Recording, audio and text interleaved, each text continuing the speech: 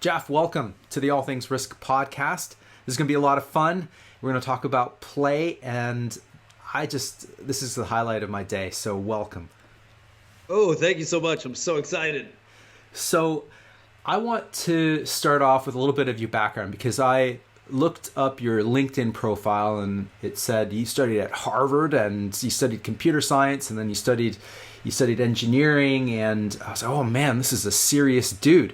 And then you look at your videos and the stuff that you write about, and I'm looking at you're wearing a Lego bow tie, and those two things, like that background and then what we're going to be talking about, seem to be on the kind of opposite ends of the spectrum. So can you please walk me through how you got to... let me walk you through the journey. So I went to Tufts University, just for all the Tufts jumbos out there. Okay. Only Harvard for just, like a summer or something like that. But anyway, when I was in third grade, I saw the movie Big, right? Do you remember, with Tom Hanks? Yep. And then talk about risk.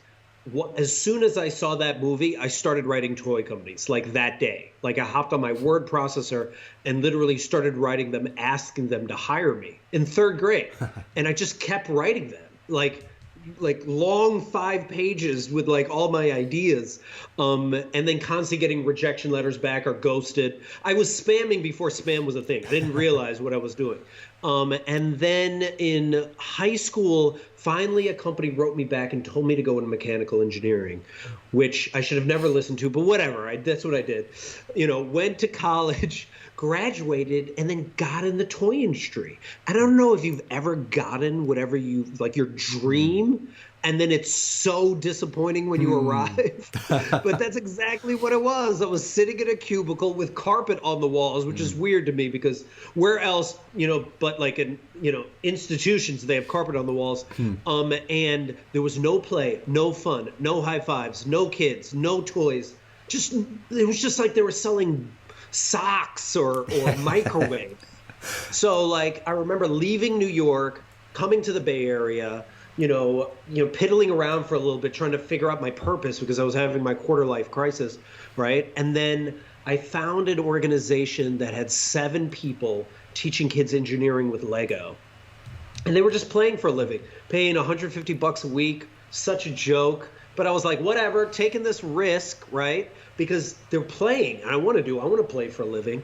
And what we did was I helped take the organization from 7 to 400 people. We became the largest Lego-inspired STEM organization, like, in the country. We taught like 1 million kids in 15 years, and we're just collaborating with all these really cool organizations, including Lego. And I was like, what is happening? But the whole time we were just playing. We had no idea what we were doing. We were picking cities because they were fun. No business plan. We'd hire people because we thought they were fun. We made a ton of mistakes and failed miserably at times, but just kept going. And then finally, because we're in the Bay Area, Silicon Valley starts paying attention to us. Facebook, Google, Adobe, all those organizations are like, do you do team building events? And we're like, of course we do. We didn't do team building events. We didn't do anything. We just said yes to stuff. Again, risk, right? Like, I keep emphasizing this of like us just going without any knowledge of what's going to happen next. And then for the next 5 to 7 years, like, we got really good at team building events. And I noticed that all these organizations talked about disruption, innovation, risk taking, all those buzzwords, right? But their environments did not provide a playful environment for people to do that, for people to be themselves, for people to let go of results. So I created Rediscover Your Play last year as a way to tackle major issues in the workplace using positive psychology and play, such as dealing with toxic people, such as dealing with office politics, such as getting staff into flow, all the things that they've been like tiptoeing around. I created Discover Your Play literally to make organizations take a risk and have hard conversations so that we could actually play in the workplace. Let's dive into some of that a little bit. You talk about, and I think most of my listeners can relate to this in one form or another, about being authentic and being your inner child, unleashing your inner child. And I think a lot of us feel quite constricted as you did in the workplace. We can't really be ourselves. We have to be serious, right? This is serious. Yep. And on several occasions, some of the worst moments in my career have been when someone is talking about how serious this is. This is serious. You know, we're doing serious stuff. So I want to, let's just maybe talk about your inner child, and what does that mean, and why is that so important in the workplace? Yeah, I think something that is really crucial is context, right? You know, my friend Sally, I remember she had just gotten over, you know, a remission from cancer, and she walked into a meeting, you know, where people were stressed out, and they were like, what are we gonna do with our quarterly numbers? They're gonna be low, and people are freaking out.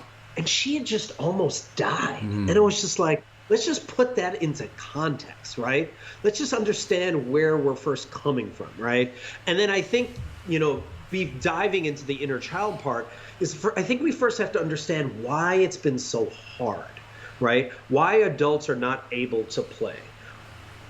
My best answer whenever people ask me that is 148,000 no's. By the time you're 18, you have heard the word no approximately 148,000 times, according to studies, right? And maybe the word yes 8 to 10,000 times. So you're already dealing with all of that. Then you go to school where you're asked to raise your hand and asked to ask for permission, and then you're shit on all the time by parents, teachers, adults. You should major in this, you should do this, you should do that. Everyone's telling you what to do. You go to your teenage years where social media is inundating you, you know, telling you that you're not enough, right? That you need to be someone else, that you need to, be some influencer or someone else like that, right? And all this information's coming at you, and you're getting more information in a day than people got in 1950 in a year. You know, so all of that's happening, that for you to embrace your inner child or just be your nerdy self, it's such a rebellious act. It's such a revolutionary act because everything is telling you not to be. And then I'm sure you felt this, Ben, when someone goes, you're being too mischievous, you're being too much, you're being too silly, you're being too weird. Why'd you start this podcast? I don't understand. Like they're just asking you these questions. And I understand why they're doing it is because ultimately the reason why people are scared about embracing their inner child is they're scared. They're scared. They're scared of what that might appear. They may find out that they haven't played in a long time, that they haven't been who they want to be. And you know you're your inner child when you're like in flow, when you forget about time. And why is the inner child so important in the workplace? Companies hate talking about play when I'm talking to them, but they love talking about flow. And when can you get your staff working their best? When can you get your staff not deciding to think about leaving your job? When you are helping them get into flow. So I tell this to team leaders all the time, especially in the virtual environment. Go to your staff, ask them right now, what is the work you love to do most? Oh, you love to talk to clients? Oh, you love to talk to other people? That's your connection thing? What percentage of time are you currently doing that? Only 10% of your entire workday is devoted to that? How can we increase it to 12%? That will reduce your turnover. That will make them much more fulfilled to come to work. And most importantly, it will communicate to them that you care about them. Yeah, those are all very strong business cases, strong arguments for play. It still remains really hard. And maybe I want to get your thoughts on uncertainty as well here, because to me, play is all about uncertainty. It's just like what you talked about. Do you do training events? You do, whatever. Well, oh yeah, of course we do. And you kind of figure it out, but you're embracing uncertainty. And we in our workplaces and in our lives, we're moving uncertainty away. All those shoulds are all about removing uncertainty away from how we run our business, how we live our lives. And if everything was already, kind of figured out, like if a business already knew that if you do this, that, and the other thing, the result will be this, right, then everybody would do it. It'd already be done. Right. So there's always uncertainty in our lives, but we try to play this game Right. that it doesn't exist, right? In fact, we are all playing a game, right? That the uncertainty doesn't exist. If we do these things in business, we get these outputs, and that's why everything's all codified and all the shoulds come. But actually, in reality, there's always uncertainty. So, well, just look at how you've planned your life, right? A lot of people plan their life in a linear way. Exactly. Yeah. What is linear about your life? Show me one example when you did A to B and you got C. Like, if you look back at your life, it's just like what Steve Jobs says with the connecting the dots on the way back. You could not plan any of this. And if anything, 2020 has taught us it's always been uncertain. Nobody knows what they're doing. Nobody. I keep emphasizing this. Like, anyone that is giving you advice, the only reason I can understand if someone is giving advice and they're giving it and being like, hey, this is what worked for me, this is worked for my clients, fine, right? But when someone is so sure and it's like, this is what you need to do, this is how you have to do it, I always want to turn to them and be like, oh, were you running a business in 1918? Were you here during the last pandemic? Because if you're not, you need to shut up right now, because none of us know what we're doing, right? We're just trying to make it up as we go along. But, Kevin Carroll, a play mentor of mine, constantly would say this and mentions this guy, Steven Johnson, who says, the future is where the fun is. Whichever organizations are having the most fun, are the most resilient, are the most adaptable. Look at those organizations now, right? The TikToks, the Hulus, the Disney Pluses. Look at the ones that are able to adapt. Look at the ones that didn't. The ones that didn't were having meetings 10 years ago about like, you know what? I heard about this thing called Netflix where they're mailing DVDs to people's, oh, that's really stupid. That's never going to catch on, right? That organization's Blockbuster, and they're now gone. So like whenever you look at organizations and they're like operating this like way too structured way, and organizations that used to be startups that were playing to begin with, that's how they started, by playing to figure out if they could solve this problem. And now because they got their Series A, or because they got their IPO, they went public, they're now just so careful, you're just going to become obsolete. And if you look, if there's one other example of why play is so important, look what Google did with the 20% rule, right? Where they gave their staff 20% of their time to work on whatever projects they wanted, right? As long as they helped the business. But it was just like, whatever you're curious about, we're going to give you X amount of time to do this. What was invented in the 20% of that time? Gmail, Google Meet, billion-dollar ventures were invented because they allowed their staff to play. If that is not enough of an argument for allowing your staff to play more, I don't know what is. Yeah. So let's maybe talk a little bit about how you help organizations play a bit more.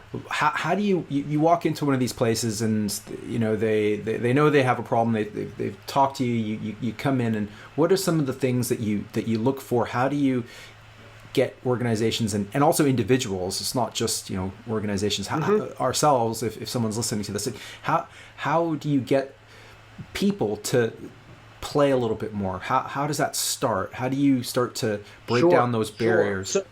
So first, there's a lot of conversations back and forth with the organization to be like, where is your mission? Where are your core values? And actually, are they happening? Because a lot of times we have really good ones on the board, but a lot of people aren't talking about them, right? Like servant leadership, and like your leader hasn't called you in like 5 days, to ask you how you're doing, just to do the to-do list, right? So it's first seeing that and being like, okay, what contradictions do we want to address, right? What is the goal right now? Are we trying to build a stronger team? Are we trying to have harder conversations? What are we trying to do? Are we trying to have better meetings? I tell organizations this all the time. If you could just focus on your meetings where people leave energized and actually motivated, and that's the purpose of meeting, not to go over the to-do list, but just do that could have leaps and bounds, much more like production, simply because again you're listening to what do your staff need in order to get to flow. So when I'm working with certain companies, like I was just working with a biomedical company, and they were like, we need to help our staff get into flow more. So I ran our Your Future is Where Your Fun Is workshop, where I actually tied the play that their staff used to do as a kid. And we broke that down. And I do have my colleague Lauren Yee, who loved to play sardines as a kid, which is reverse hide and seek. It's awesome. You should play it. And in it, what the play values she loved from that was connection, collaboration, and communication, right? So looking at those play values, then she was just like, oh, well, what is it in my work that I do now that has all of that? So just tying that in and breaking that down, and then having staff share what they like to do as a kid with each other, and seeing how workers who didn't I didn't know that about you, Samantha, and all of a sudden they're seeing each other's inner child. All of a sudden there's a deeper connection that they have, not only to themselves, but to others, right? So that your listeners can even do that. Like, what did you love to do as a kid and why? What were the values behind that? And how are you doing that now? How are you implementing that now? And then you follow that curiosity. You let your boss know, these are the things that I love to do. Is there anything currently in my job description where I can do more of that? And then you start from there. That's just one of the examples. Yeah, that is helpful. And I think we all have these moments during the day when we remember something in our childhood that we enjoyed, and we try to suppress that a little bit sometimes, right? Listen to this silly song, or listening to this, and this is the thing that comes back to us as an adult, like, what's the purpose of this? There's no purpose, right? And it's just like, play. Well, what's the purpose, Yes, exactly. And I'll give you a perfect example of why. Well, first let's define play, right? I define play as any joyful act where you're fully present in the moment, that has no result, that has no purpose, where you don't have anxiety about the future, you don't have regrets about the past, you're just fully in the moment. I start my days by making a TikTok. It has no ROI, it has no productive value, it's just fun. But when I make it, I just made one, right? And then I start seeing the day like play, right? So this conversation now is play for me, because I primed my brain to see it that way by starting the day with play. You can even do that in meetings, dude. You can prime the meeting. The first person to speak at a meeting primes a meeting. And I'm not even talking about when the meeting starts. I'm talking about when someone walks in the room or is in virtual and then just starts being like, my baby did the craziest thing today. And everyone's like, oh, that's so cute. That primes the meeting. That sets the tone. But if someone complains to start the meeting, totally changes the energy. So like, people have power in like just experimenting and playing, even at work, that can like prime your day and make it such a great day.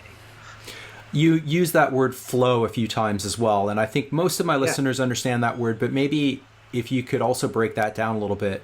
What do you mean by flow? Let's break down the brain science behind it, right? So like, usually your brain's in a beta state, right? And that's where your prefrontal cortex, where your inner critic is there, and that is the thing that's constantly trying to protect you, right? That's the one that's like, don't do anything stupid, don't look stupid, don't take a risk, don't leap, like whatever. Don't do any of those things, right? And sometimes it's there. It's needed because it's there to protect you over everything. That's the job of it. But what happens when you get into actual flow state is your prefrontal cortex, a part of it shuts down, and your inner critic dissipates. And when it dissipates, all of a sudden your implicit mind appears, and you become highly creative. And then you get this shot of dopamine, and you become very curious. And instead of seeing one result, as so many adults do all the time, and expectations are the thief of joy, right? And that's what destroys so many adults, is they're so fixated on one result. But when you're in a flow state, you see all of these opportunities in front of you. And that's when a true brainstorm happens. That's when you have an epiphany of what's the next thing you want to do with your life. Like being in that flow state. And what happens, Dr. Csikszentmihalyi, who's this positive psychologist, talks about when you're in a flow state, what's happening is the skill level that you have, the really powerful skill level you have, meets the challenge perfectly, this really difficult challenge. Now, usually in this flow chart, when something's really difficult and you don't have a lot of skill, you have a lot of anxiety. When something is really easy and you have a lot of skill, it's boredom. Between anxiety and boredom is flow. And whatever you can do to get in that flow state provides you so many answers. And by getting in that flow state, it has a ripple effect on all the other work that you do, everything else that you do. So that is the power that it has, because that is where your inner child lies, and that is where your inner child is whispering to you. Sorry about that. Sorry. I'll edit that out. Sorry. Yeah. We're good. Okay. That is where your like inner child, that is where your inner curiosity is whispering to you what to do next with your life. And that's not an easy state to get to. I was talking to a friend of mine about these sort of moments of epiphany, and if they existed all the time, then there would be no moments of epiphany, right? That we need moments of rest and recovery and all the rest in order to get into those flow states. They might happen for a few hours per day, but we can't be walking around kind of permanently in a flow state. Right? In a flow state all the time. Yeah. And that's not what I'm telling people to do. I'm saying if you play more, you increase the chances that you might fall into it, right? And going into the step-by-step process of it is, I let a lot of my clients know how to do this and my play mentor mentioned this to me. You can't play until you soothe yourself, until you calm yourself down. Because if you're in an anxiety-ridden state or anger or whatever it is, you can't play. And you learn how to soothe yourself from the person that took care of you the most, that nurtured you the most. So you're actually adopting how they took care of you. So if they weren't very good at it, you might not be very good at it. So you have to practice that. But imagine when you do soothe yourself, when you're in the shower and you have all these great ideas, or you're walking, you have all these great ideas, or you're playing basketball, like whatever the thing you're doing, and all of a sudden these ideas or epiphanies start to pop up and you're like, oh, what is that? Yeah. Right? So first you need to soothe yourself. And then second, you need to get bored, which is really weird coming from a play guy. But that is what I mean by bored is getting quiet. Like shutting off social media, shutting off Netflix. I'm not saying forever. I'm talking about 1 to 2 hours. Oh my gosh, what am I going to do during that time?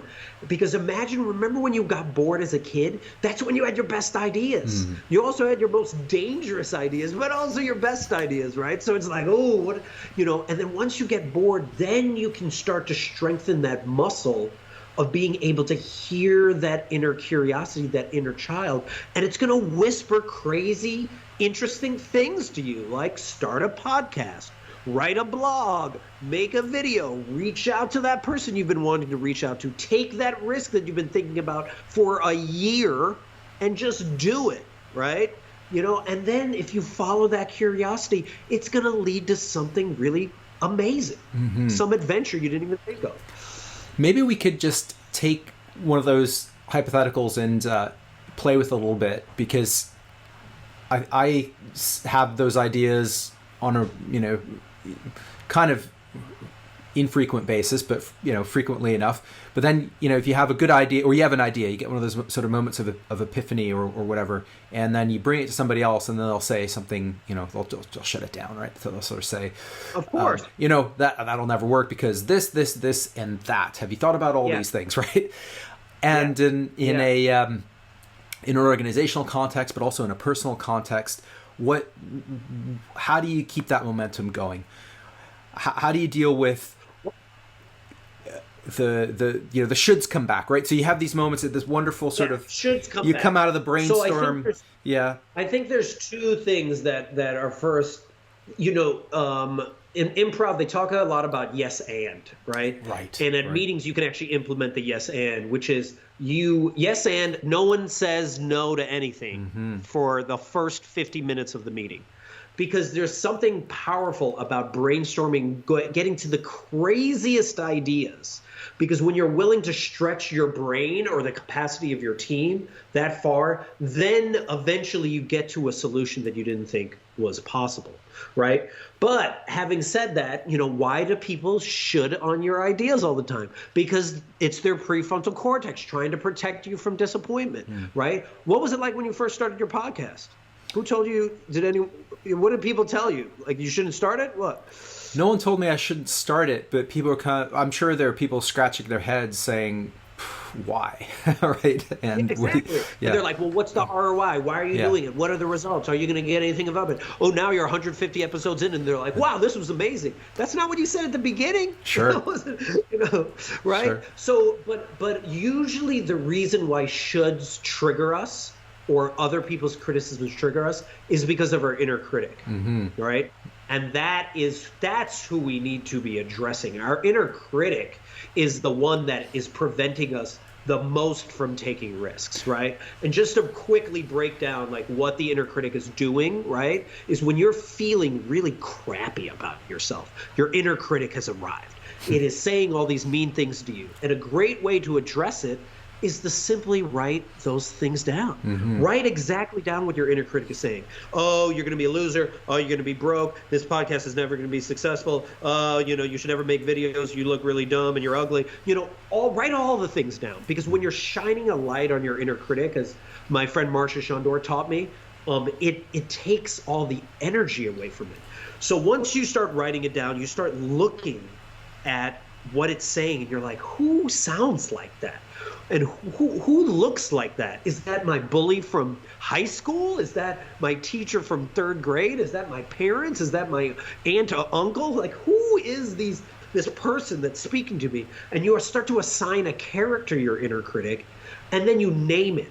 And mine is named Gargamel, because Gargamel sucks the joy out of everything. Right. And now whenever Gargamel shows up and it's just like, hey, you're going to be a loser. Hey, you don't know what you're talking about. Hey, don't join that podcast because you're just going to fail miserably. I go, well, thank you, Gargamel. Like, I actually acknowledge him. And I'm like, thank you, because I recognize that's 3rd grade me. I appreciate you're there. But, like, I don't actually need you right now. And when you're able to do that and able to address that inner critic and take the power away from it, then when people start shooting on you, it's not going to affect you as much, because you're going to be like, listen, I'm taking a risk. I'm starting a podcast. You've always wanted to do one, but you never did. Well, guess what? I'm doing it. So, yeah, I don't know why I'm doing it. I'm just doing it because it feels right to me. That's really powerful. And I was thinking it's kind of like a judo move as well, because the yes ands in a meeting kind of help as well.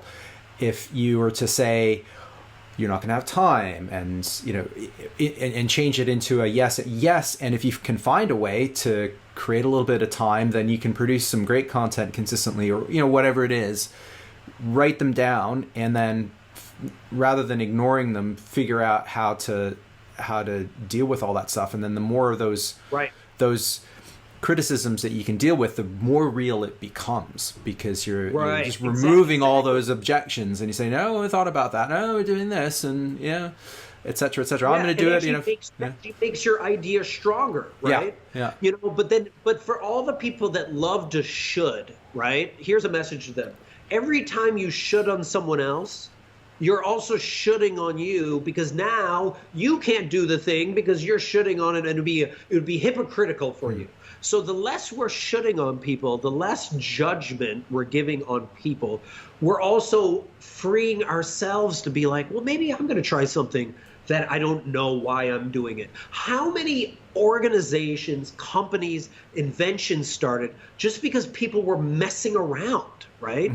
Like so many, so it's like, let's allow ourselves to play more, because play is what it's invented so much of the great things that we appreciate right now, especially in quarantine. All those Netflix shows, all the things you're binge watching right now, all people playing. That's all they're doing. They're just creating, and you love it so much. So why wouldn't you allow yourself to do the same? Yeah, it's that myth of certainty that, if this was already preordained, it would, it would exist already. And then it's a bit of a mind fuck, because if people didn't have those states of play, then all those great shows wouldn't exist. Right. But they're out there, and you think, it was a certainty that they existed. Somebody had to have invented this thing, right? Exactly. It was like I was just watching Queen's Gambit, and it's just such a fascinating show, right?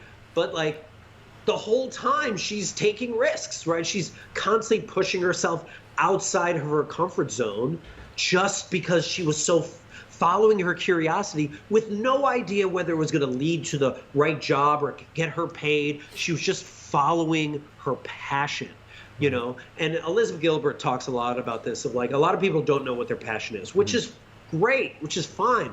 Most people don't. Most people don't know their purpose.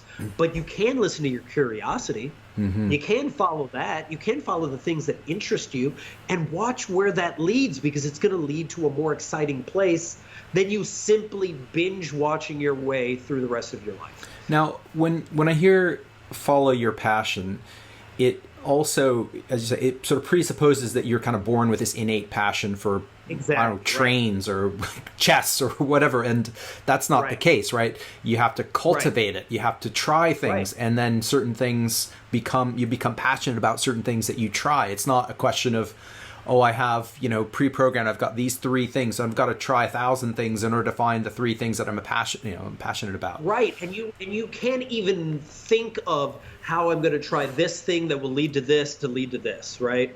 Like, you see that all the time when you're like, ooh, well, I connected with this person, and then because I've connected with this person, that gave me this opportunity, and all of a sudden I had this idea, and now I'm here in a place that I didn't think.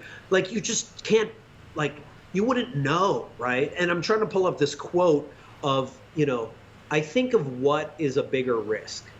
Viola Davis talks about how in every decision that we make, you either claim who you are or you end up chasing your worth for the rest of your life, right? You're like constantly then looking for validation. And one of the biggest regrets of the dying, and I pulled this up is I wish I had the courage to live a life true to myself, not the life others expected of me. That's what people at the end of their life are saying. So if you're constantly trying to impress somebody, when you're constantly trying to do something because someone told you to do it instead of you doing it, like, that's a bigger risk, trying to please everybody else. It's actually less of a risk for you to just figure out what you want to do and just pursue that. Yeah, I love that quote. I can't remember exactly the origins of it. That's such a powerful quote, and I'll put that in the show notes as well. I did want to talk about dealing with toxic people, because I know that's something that you talk about, you advise on, and it sounds to me like it perhaps is an extension of what we've already been talking about, what you've already been talking about. But we know that there are some people that are, whether we work with them or whether they're in our families or in our lives, that are particularly toxic. They particularly inject an energy, or they shut things down. We're afraid of them, whatever the case may be. Can you talk to us a little bit about how to deal with toxic people? Sure. So I'll talk about toxic people in the workplace, and then that might evolve or help in us talking about it maybe with your family. Because especially, I don't know, in the U.S., we're all going to be getting together for Thanksgiving, and holidays, and you're going to see people, right? And they're going to trigger you. So, talk about risk, right? Trying to address toxic people. So I run a workshop with my friend Gary Ware called Dealing with A-Holes at Work Through Play, right?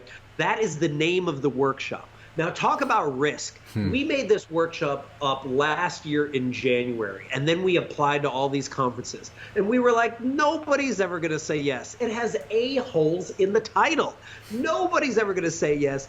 And then the largest marketing conference in the world said yes. And then South by Southwest said yes. And this conference in Australia, Pausefest, said yes. And we were like, oh, crap, now we got to make this. Like, we were just messing around. But talk about, like, risk and, like, what happened in the adventure we've had since then, just researching this and all of the things. I just did this for the Department of Homeland Security. Wow. That's like a U.S. organ, I never thought that was possible, right? But that happens when you take a risk, right? But then actually dealing with toxic people, we go through a lot of steps. So let's say there's a toxic person at work. There's a lot of different ways in which to address it. Usually the first way in which it shows up is at meetings. Toxic people typically take up a lot of a meeting. They talk like 50, 60, 70% of the time at meetings. And no one says anything because people just withdraw.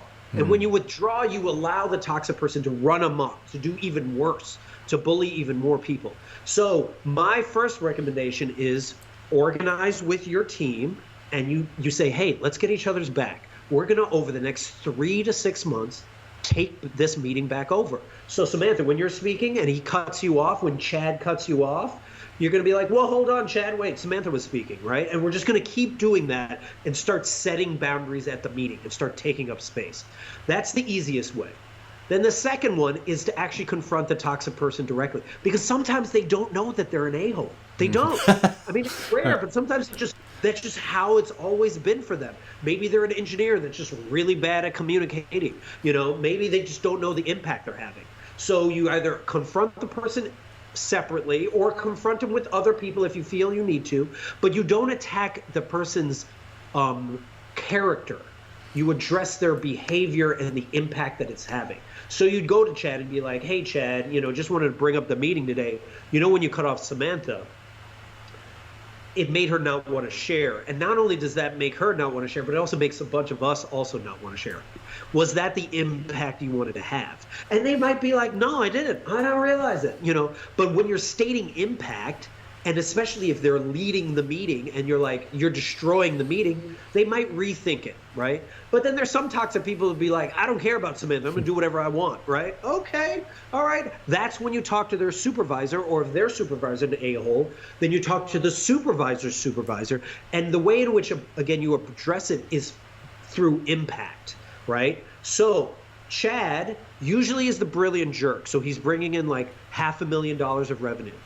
So people are going to be like, oh, well, we can't get rid of Chad. Well, Chad caused 4 of our staff to quit this year.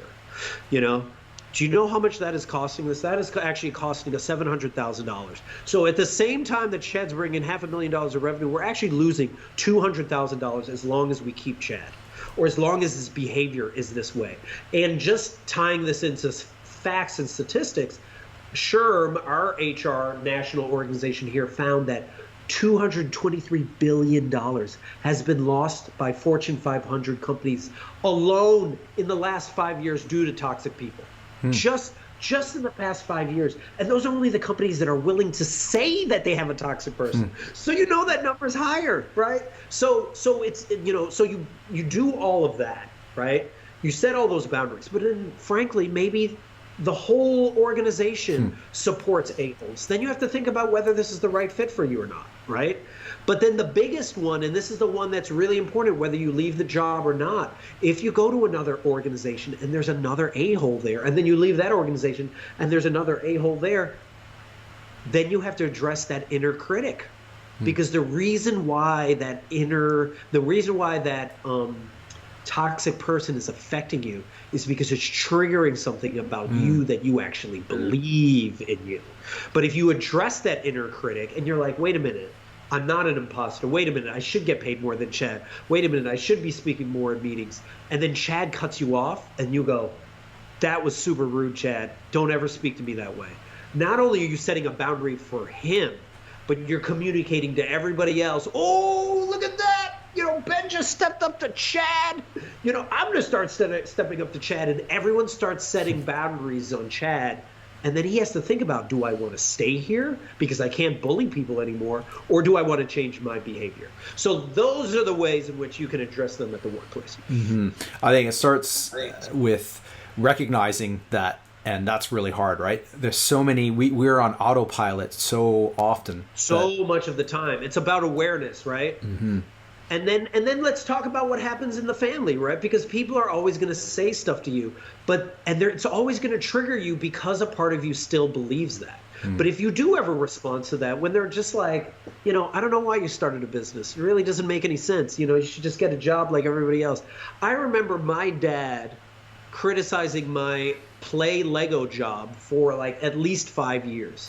And then finally, I remember one day the company was killing it, and I was now making 6 figures, which I never thought I could, doing like a play job, right? And I remember just talking to him, excited about the organization and what we had done and who we were collaborating with. And I realized at that moment his tone changed. And then all of a sudden he started, if he was giving me advice, it was advice of something of like, wow, you really have made it something. So when I stopped looking for his approval, that's when I got his approval. When I actually let go of that, so they're going to constantly be shitting on you all the time. But it's not like you're never going to get that approval from them in the first place. It's all about what internal work you can do so that when you walk in for Thanksgiving or you walk in, during, Christmas or the holidays, when they say stuff to you, you can be like, all right, yeah, thanks for your advice. All right, moving on. Because they're not in your shoes. And frankly, they're not willing to be brave enough to take the risk that you're willing to do. Yeah. And you mentioned something there about the letting go. And that's the hard part, I think, for most of us, is letting go of the results, letting go of the expectations. And that's what embracing uncertainty is. And it's almost like a Zen cone or puzzle, that if you are expecting the results, then you won't get the results. If you let go, then maybe you'll get the results. Right. Well, here's the thing that we actually do in one of our workshops. So I always ask people, what was December 2019 like? How did your 2020 plan work out for you? Because everyone had visions of the magic that 2020 was going to be, right? I'm going to double my salary. I'm going to leave my job and start my business. I'm going to get married. Like, I'm going to just take all these risks because it's 2020. I get it. So many of us were disappointed with it.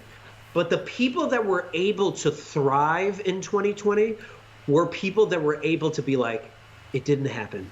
Okay, time to let this go. And I do this in a workshop where we actually have people write down what their 2020 they thought it would be and what they're willing to finally let go of. And we have them fold it up and throw it like a paper airplane and just let it go for now. Let it go for the last month and 7 days and see what in the present moment can I create right now that could possibly change my 2020, reframe how I looked at it. Because like all of the trials and tribulations, all the pain that I've gone through in 2020 has led to this moment where now I can create something amazing. But you have to let go of the past and let go of the results in order to create something right now. And that's all in the present moment, and it's all in play. Yeah. Let's I just wanted to talk a little bit about technology as well and play, because you have worked for a number of technology companies. There's been criticism of technology companies as well. Mm-hmm. And also when I look at younger people, and there are some positive things about the way younger people view the world, but also I see constriction in terms of, the sort of implicit messages that we got when we were growing up and going into our careers, that you have to be, a management consultant, an engineer, an investment banker. Now I see you've got to be an influencer or a now entrepreneur. Yep. You have to do this. You have to dial up your morning routine like this. You have to do these steps. And I see it as exactly the same thing, even though I watched the origins of some of those concepts and I say, wow, that's liberating. And technology allowed us to make videos and to start podcasts and do these wonderful things. But in terms of how I see some younger people looking at that, it becomes all the shoulds. I have to start a podcast. I have to start a YouTube channel. I have to be an influencer, an entrepreneur, blah, blah, blah. And I find it really interesting because it's the same messages we got when we were growing up, be an investment banker, be a this, be a that. And it's the same steps. It's the same everything. I don't know if you have any thoughts on that, because technology's enabled all of that, but it's super interesting. I think there's two things, right? I think it's first that idea of blocking that out for just a little bit. That's why I say 1 to 2 hours, because I know most young people can't be off their stuff at all. Like, it's impossible for them to be off their stuff, right? But there's a flip side to anything, right? A lot of people were like, oh my gosh, the TV is going to destroy, community, right? And before that it was radio, and now they're saying it's internet, and now they're saying it's social media. Part of that's true. And also part of it is just the method. So let's take, for example, Instagram. Instagram is all about, a lot of it's all about being perfect. It's all about the influencer. It's all about getting the likes. They only got rid of the likes most recently because, I just found this out, because they realized people were getting off the app because they were feeling worse and worse about themselves by not getting enough likes, right? It was all about that. Then you have a platform like TikTok, which is like people being ridiculous, being more playful. I mean, you still have some influence on there, but they're not the most popular people. It's a lot of people just messing around. It's a lot of people duetting each other and just like literally playing with each other. And that's why it's become such a successful app. Like I said earlier, the future's where the fun is. Where are people having fun? Where are people in a place where there's less judgment? It's TikTok. Where's so much judgment? Instagram, Facebook right now, right? You know, and people are able to argue and have conversations and do all these things. And I'm not like saying like, oh, like TikTok is the answer. I'm just saying with any social media, because TikTok will go away soon and Instagram will go away and there'll be something else, is utilizing that technology in a way that actually fulfills you. You could hop on Facebook right now, write really important messages to 5 of your friends, just telling them how much you care about them, and get off and have such a huge amount of dopamine, like a dopamine hit, endorphins and all that stuff. Or you could hop on Facebook and see the world as polar opposites and people hate each other. It's your choice. It's your choice however you want to use the platform. Same thing with Twitter or any other one. You know, it's just like, what do you want to do when you get there? And then and I say this to people all the time, yo, binge watch at Netflix, enjoy it. But when you get to that point where it feels like Cheetos, where you're like, oh, I've eaten too much, I've binge watched too much, I've been scrolling on TikTok or Instagram too much, get off. And then get quiet and then make your own thing, like create your own thing. I recommend people go on there to get inspired, but once that you're not getting it anymore, like when I consume too much, I don't create, because then I think everyone's already made everything, right? But when I get off of it, you know, and then I start thinking about stuff, I start thinking of everyone that now has a business opening gifts for a living. Do you know that? People that are on Twitch that play video games for a living. I mean, I tell this to high schoolers all the time. Most of the jobs that you're going to be doing don't exist. Those companies don't exist. Google is only 20-something years old. YouTube's only 15 years old. TikTok's only 3 or 4 years old. So, like, we have to just put it in context of, like, we have uncertainty. We have no idea what's next. So how do you prepare yourself for the future? Be comfortable taking risks. Be comfortable figuring out who you are. Be comfortable playing and failing miserably and being okay with that, because that's the fun of it, you know? And have emotional EQ, like have empathy, have compassion, know how to connect with people, you know, do that, because that's going to put you in a better position than you trying to figure out what's the next thing that's going to come, because you don't know. None of us know.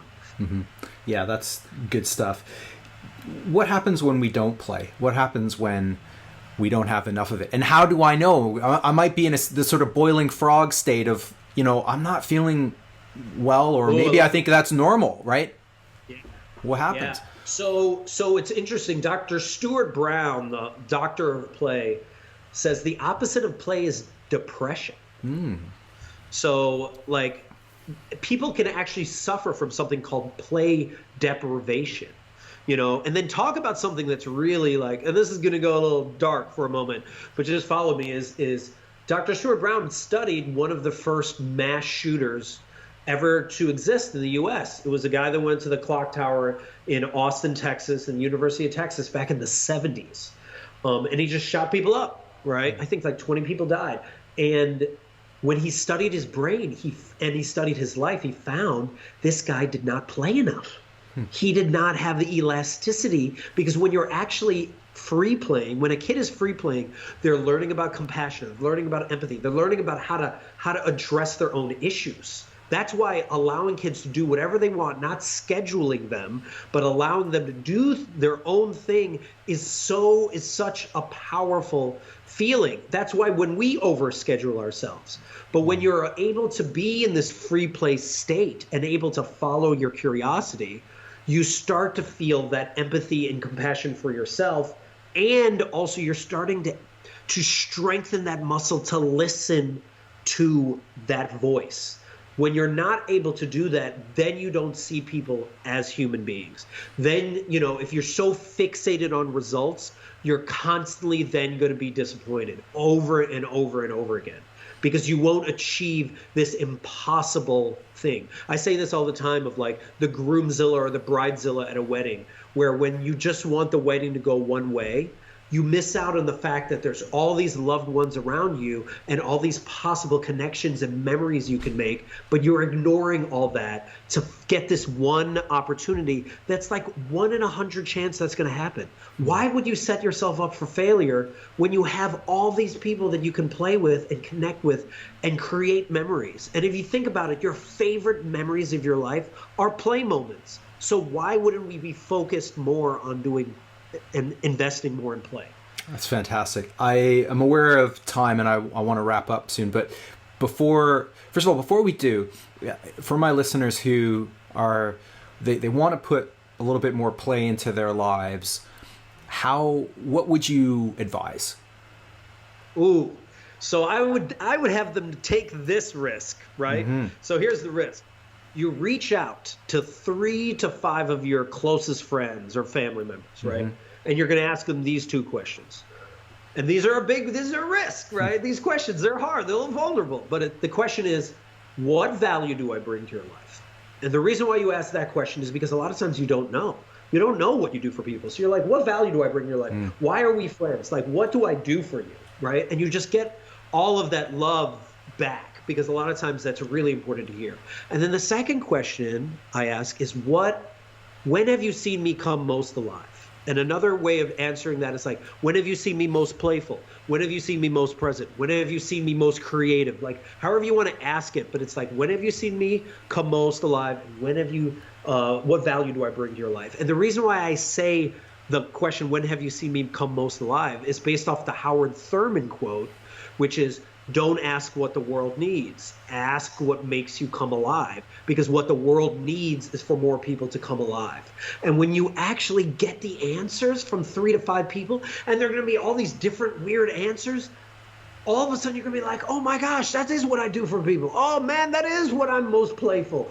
And then you can ask those same friends, hey, help me do that more. Even in a virtual environment, help me to play more in this way. Can we figure this out together? I even do this thing called the tipsy brainstorm or tipsy play storm, where you get a little tipsy, however you want to do it, alcohol, beverages, chocolate, ice cream with your friends, and you brainstorm a bunch of ways in which to now take the information you have and do that. And I've done that exercise, and that's how I got my organization's name, Rediscover Your Play, because people were like, oh, you helped me rediscover something. Oh, I don't play enough, and then you give me excuses to play more. And then I was like, do I rediscover your play? And they're like, that's it. That's what you do. And I was like, oh, sweet. So there's so many things your friends can actually help you with. And then once you get all that information, then follow your curiosity, then pursue something and see where that takes you. And remember, play can be anything. I have a lawyer client I work with that said she never played. And then I go, what do you do for a living? And she goes, I get people that hate each other to agree on one thing. And I was like, that's your play. So like, everyone's play is different. Don't judge it. Just pursue it. Embrace that super weird, nerdy part of yourself and see what adventures are on the opposite side of that fear. That's cool. Thank you, Jeff. Before we go, and if people have been listening to you here, want to know more, how can they follow you, get in touch, all that good stuff? Sure. So if you want to see my silly videos, Jeff Harry Plays. That's my handle everywhere, GEFFHARRYPLAYS. And then my website, just come to my website, rediscoveryourplay.com, click on the Let's Play button where I have all these play experiments. And then on top of that, hop on a call with me and we can nerd out and figure out how you can play more so you can kick ass in this world. Right on. Thank you so much, Jeff. This was great. This was Wonderful awesome. Stuff. Thanks so much. Yeah, Brad. lots of fun. All right. Thanks so much.